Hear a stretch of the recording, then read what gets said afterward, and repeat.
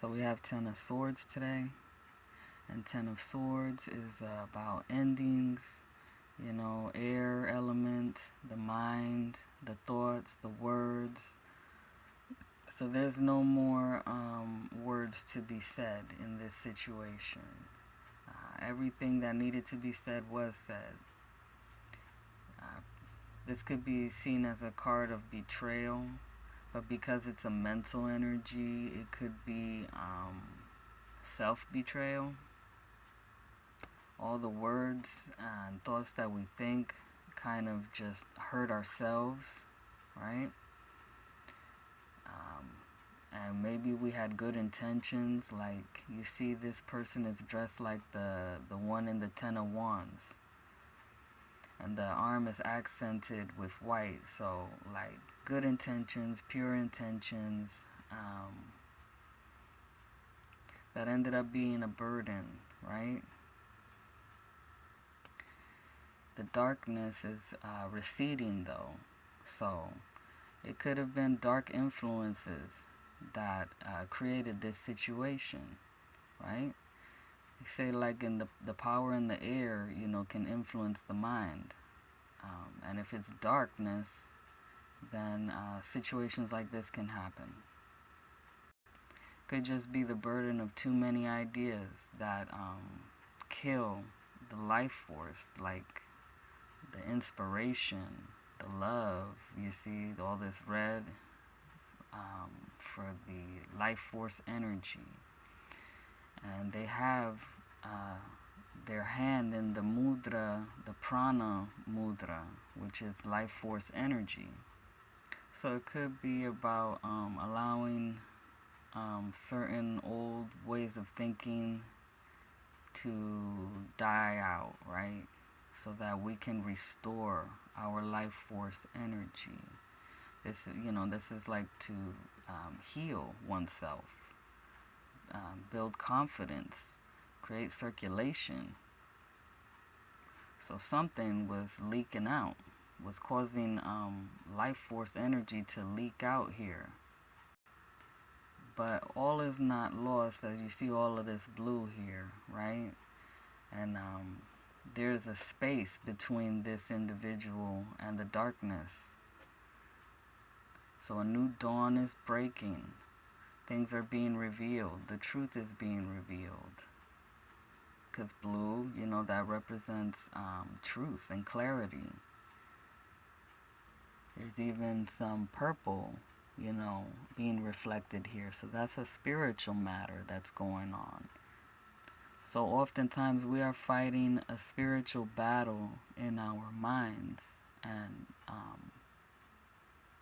I wouldn't say that this person has lost the battle, because with the spirit, it's just life goes on. Like 10, it's an ending that leads to the beginning. It's just the circle, right?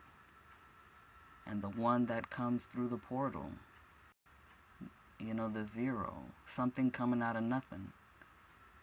So this is a pale yellow, which means that the possibility for joy, freedom, and also that self-confidence, it's weak right now. And this definitely is about weakness. But it's over. It's over now.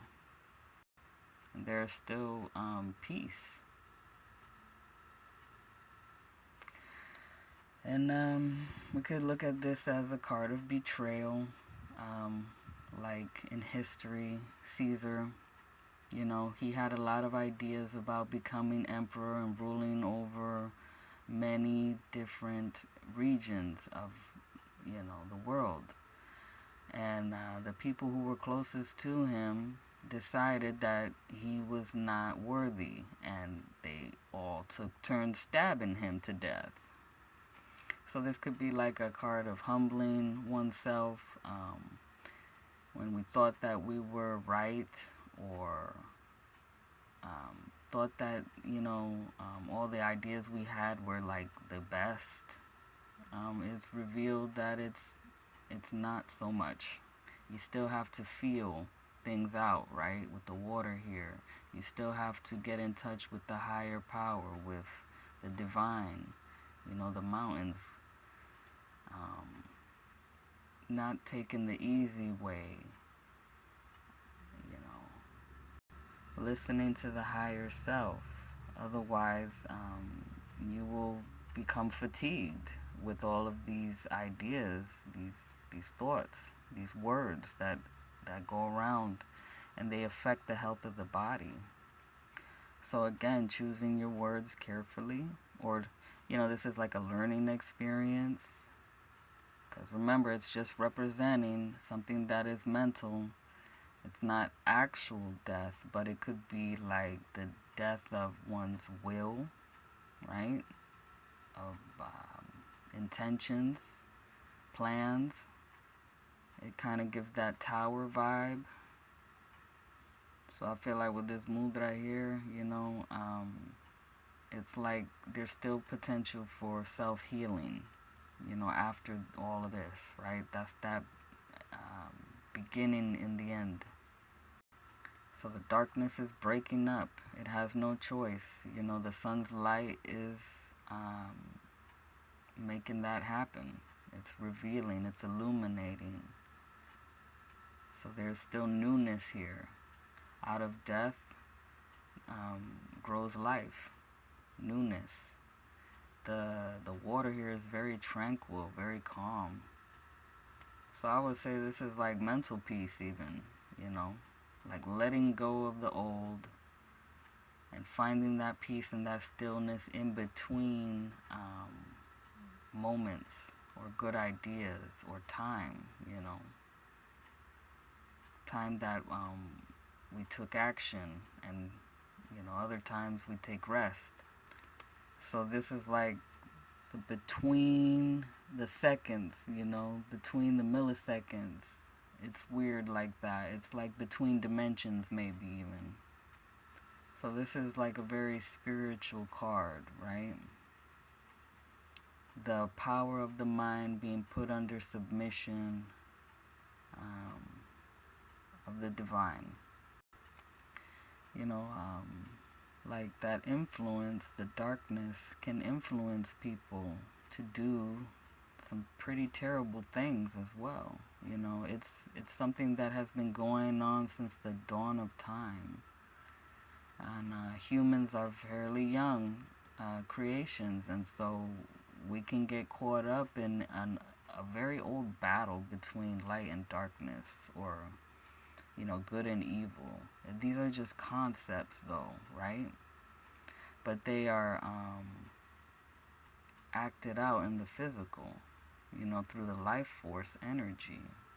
And so let's be aware of how we are using our life force with what we're thinking and how we choose to manifest it. The darkness might seem greater than the light, right? But it's really just balanced with it, right? They serve each other. There's probably more I could say about this card, but I'm just going to let y'all think about it and feel it out, and let the divine guide you through your intuition and hear what it has to say, right? Thank you for listening to this very humble interpretation of the Ten of Swords, and have a blessed day.